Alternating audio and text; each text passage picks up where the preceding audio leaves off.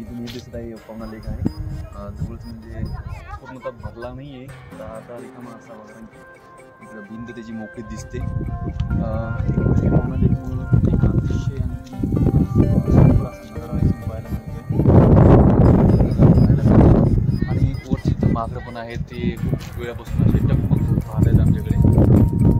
चांगले एकंदरीत तिथं असं काही पाण्यासारखं नाही आहे विशेष असं, पण जी उतरताना चढताना जी कसरत लागते ना या लोहगड किल्ल्यासाठी, ती एक प्रकारे म्हणजे थोडीशी म्हणजे पाण्यासाठी किंवा पर्यटनासाठी जमेची बाजू आहे. या दृष्टीने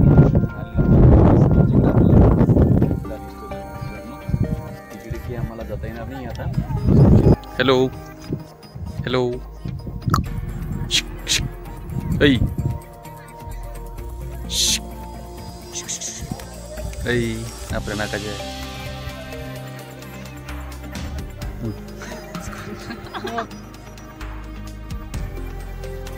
कोणत्याही किल्ल्याच्या चढाईसाठी एक वेळ भीती वाटणार नाही, मात्र उतरताना पाय घसरण्याची भीती वाटणारच.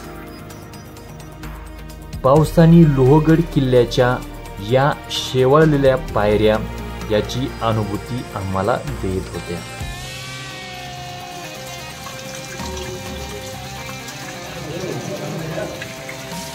लोहगड किल्ला उतार व्हायच्या मध्यंतरीला आपल्याला दोन मोठे शिवकालीन स्वच्छ पाण्याची टाकी आढळतात, ज्यातील पाणी स्वच्छ, नितळ आणि अत्यंत निळसर दिसत होतं.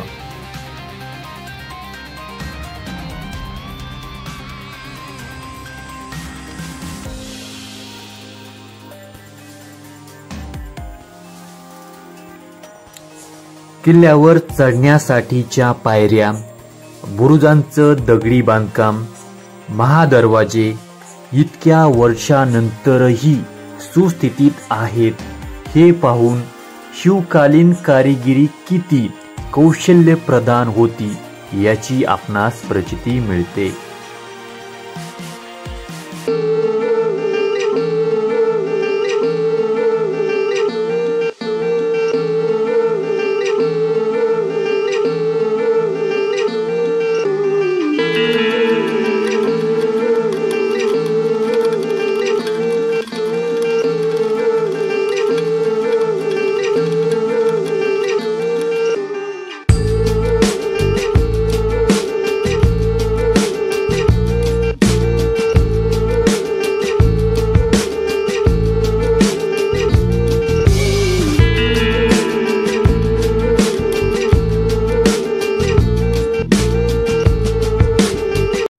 शेवटी आम्ही परतीच्या प्रवासासाठी मळवली रेल्वे स्टेशनवर लोणावळा पुणे लोकलची वाट पाहू लागलो होतो.